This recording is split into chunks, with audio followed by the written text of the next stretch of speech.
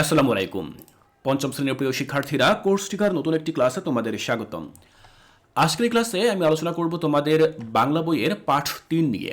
পাঠ ৩-এ তোমরা দূরের পাল্লা নামে খুবই চমৎকার একটি কবিতা বা একটা ছড়া পাবে, যে ছড়াটি লিখেছেন সত্যেন্দ্রনাথ দত্ত।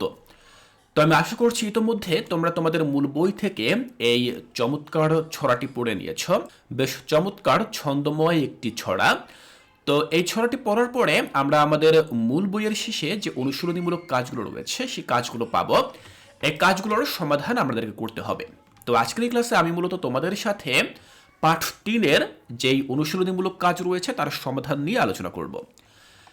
প্রথমে যে কাজটি বলা হয়েছে ১ নম্বরে, শব্দ দিয়ে বাক্য লিখি। এখানে তোমরা দেখতে পাচ্ছ বেশ কিছু শব্দ রয়েছে, ৫টি শব্দ রয়েছে। এই শব্দগুলো ব্যবহার করে আমাদেরকে বাক্য রচনা করতে হবে। তো কিভাবে আমরা করতে পারি চলো দেখে নিচ্ছি। আমি এখানে লিখে রেখেছি, প্রথম শব্দটি হচ্ছে দিনভর। তো দিনভর এই শব্দটি দিয়ে আমরা এভাবে বাক্য গঠন করতে পারি যে পরীক্ষায় ভালো ফলাফলের জন্য সে দিনভর পরিশ্রম করছে। তো দেখো এই বাক্যে দিনভর শব্দটি রয়েছে। তো আমরা যে বাক্যই লিখবো সেই বাক্যে যেন এই শব্দটি থাকে সেটি লক্ষ্য রেখে আমাদেরকে বাক্য গঠন করতে হবে। পরবর্তী শব্দ হচ্ছে জঞ্জাল। তো জঞ্জাল শব্দটি দিয়ে আমরা এভাবে বাক্য গঠন করতে পারি যে বাড়ির পাশে জঞ্জাল রাখলে মশা মাছি বাড়ে। তো দেখো জঞ্জাল শব্দটি এখানে রয়েছে। পরবর্তী শব্দটি হচ্ছে শ্যাওলা। তো আমরা এভাবে লিখতে পারি যে পুকুর ঘাটে শ্যাওলা জন্মেছে। তাহলে এখানে শ্যাওলা শব্দটি রয়েছে। এরপর রয়েছে মন্থর। তো আমরা এভাবে লিখতে পারি যে ছোট ডিঙি নৌকাটি মন্থর গতিতে চলছে। এরপর দেখো রয়েছে কঞ্চি। আমরা এভাবে লিখতে পারি যে বাঁশের কঞ্চি দিয়ে ছিপ তৈরি করে মাছ ধরব। তাহলে কঞ্চি শব্দটিও কিন্তু আমাদের বাক্যে রয়েছে। তো এভাবেই আমরা যে বাক্যই গঠন করি না কেন, আমি এই বাক্যগুলো লিখেছি, তবে তুমি ভিন্ন কোনো বাক্য লিখতে পারো চাইলে।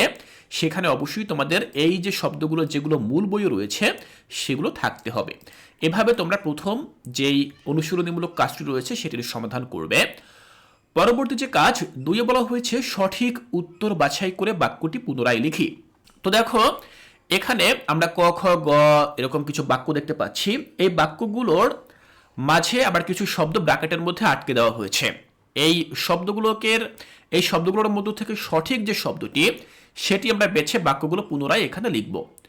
তো এই কাজটি আমরা এভাবে করতে পারি। দেখো ২ নম্বরে আমাদেরকে প্রথম যে ক নম্বর বাক্যটি দেওয়া হয়েছিল সেখানে বলা হয়েছিল কবিতায় ৫ ৪ ৩ ২ জন মাঝির কথা বলা হয়েছে।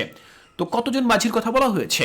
তো আমরা জানি কবিতায় ৩ জন মাঝির কথা বলা হয়েছে। তো আমরা এখান থেকে ৩ এই শব্দটি বেছে এনে এখানে আবার এই পুনরায় বাক্যটি লিখলাম।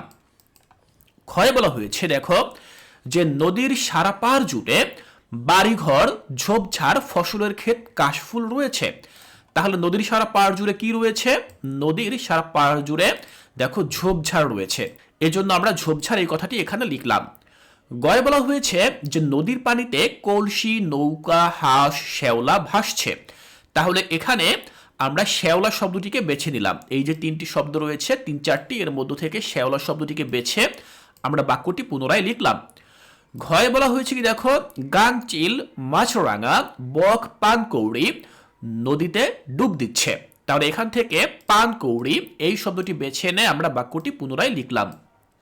উতে বলা হয়েছে কলসিতে হাঁড়িতে বালতিতে মগে পানি ভরার বকবক শব্দ শোনা যাচ্ছে। তাহলে এখানে মূলত শব্দটি হবে কলসিতে। আমরা লিখব কলসিতে পানি ভরার বকবক শব্দ শোনা যাচ্ছে। চয় বলা হয়েছে যে নৌকা চালাতে চালাতে মাঝিরা ছড়া বলছে গান গাইছে ঝগড়া করছে চুপ করে আছে। তাহলে এখানে মূলত মাঝিরা গান গাইছে, আমরা এভাবে লিখলাম। তো ঠিক এভাবে তোমরা এই ব্র্যাকেটের মধ্যে যেই লেখাগুলো রয়েছে সেই লেখাগুলো বা অপশনগুলো বেছে এনে বাক্যগুলো পুনরায় লিখবে।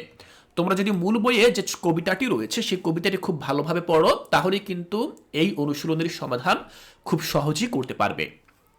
চলো আমরা পরবর্তী যে প্রশ্ন সেখানে চলে যাই। সেখানে আমাদেরকে ৩ নম্বরে বলা হয়েছে যে কবিতাটি হাতে তালি দিয়ে একসাথে বলি। তো এই কাজটি মূলত তোমরা ক্লাসরুমে বসে করবে। তোমাদের যিনি শ্রেণী শিক্ষক রয়েছেন তিনি তোমাদেরকে কাজটি করতে সহায়তা করবেন। তোমরা হাতে তালি দেবে যখন বিভিন্ন ছন্দ তোমরা উচ্চারণ করবে। ছন্দগুলো উচ্চারণের সময় তোমরা সবাই একত্রিত হয়ে হাতে তালি দিয়ে কবিতাটি প্র্যাকটিস করবে। 4 বলা হয়েছে প্রশ্নের উত্তর বলিও লিখি।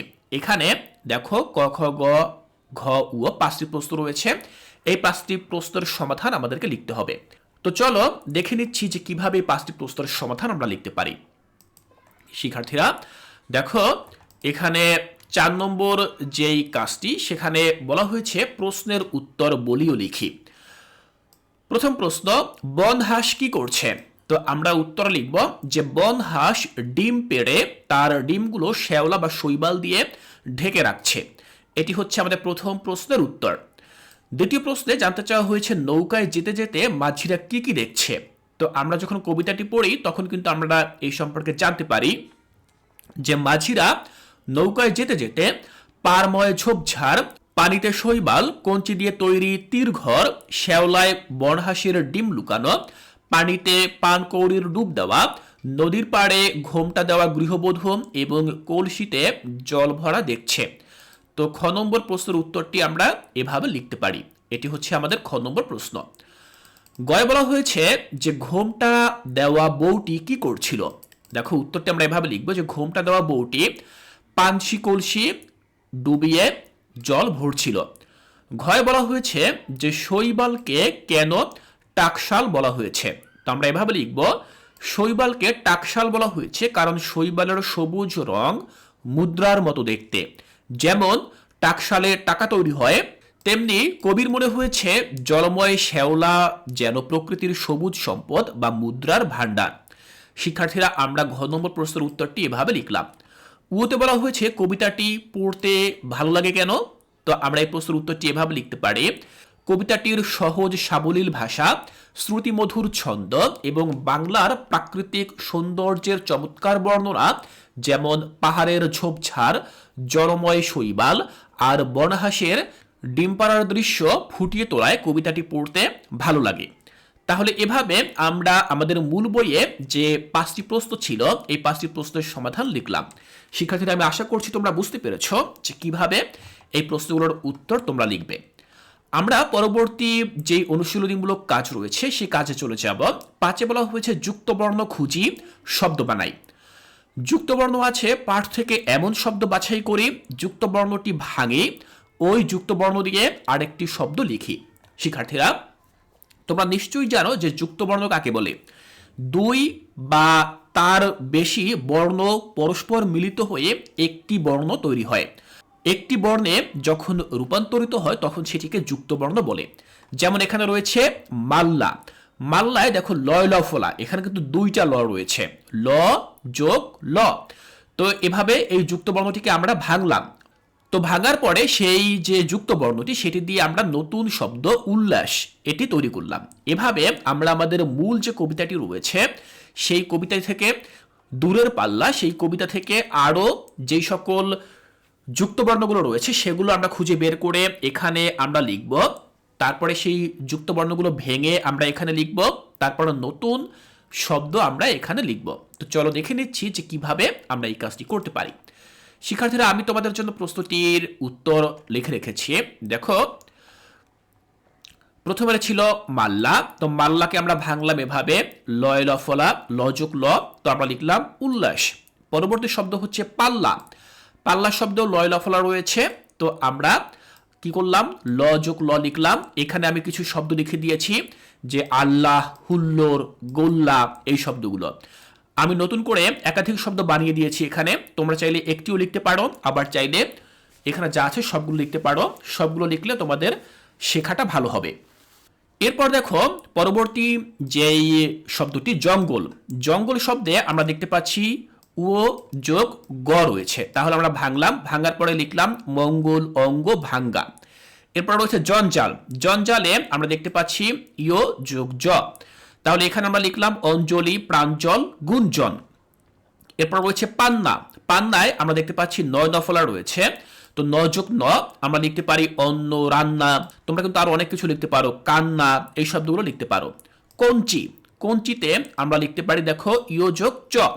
তাহলে এই ইউ যোগ চ দিয়ে আমরা যে শব্দ তৈরি করব সেটি হতে পারে পঞ্চম, বঞ্চনা, সঞ্চয়, অঞ্চল। এরপর রয়েছে উন্মন। উন্মনে কিন্তু এখানে দেখো ন যোগ ম রয়েছে, তো আমরা লিখতে পারি জন্ম, চিন্ময়, উন্মুক্ত, এই শব্দগুলো আমরা ব্যবহার করতে পারি। এরপর রয়েছে মন্থর। তো মন্থর এখানে ন যোগ থ রয়েছে, আমরা নতুন শব্দ লিখতে পারি গ্রন্থ, পন্থা, মন্থন। তো এই যে শব্দগুলো রয়েছে এই শব্দগুলো আমরা কি করলাম, যুক্তবর্ণ ভাঙলাম, ভেঙে আবার নতুন শব্দ লিখে দেখালাম। তো ঠিক এভাবে তোমরা 5 নম্বর এই কাজটি করবে। তো এর মধ্য দিয়ে আমাদের যে তৃতীয় পাঠটি রয়েছে, তৃতীয় পাঠের যেই অনুশীলনীমূলক কাজগুলো রয়েছে সেগুলো সমাধান করলাম।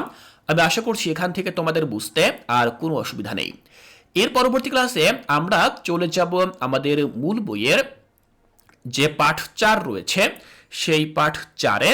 সেখানে আমরা পত্র লিখি এই অধ্যায়ের যে কাজগুলো রয়েছে সেই কাজগুলো আমরা আলোচনা করব। তাই কোর্সটিকায় পরবর্তী ক্লাসগুলো দেখার আমন্ত্রণ জানিয়ে আজকের এই ক্লাসটি এখানেই শেষ করছি।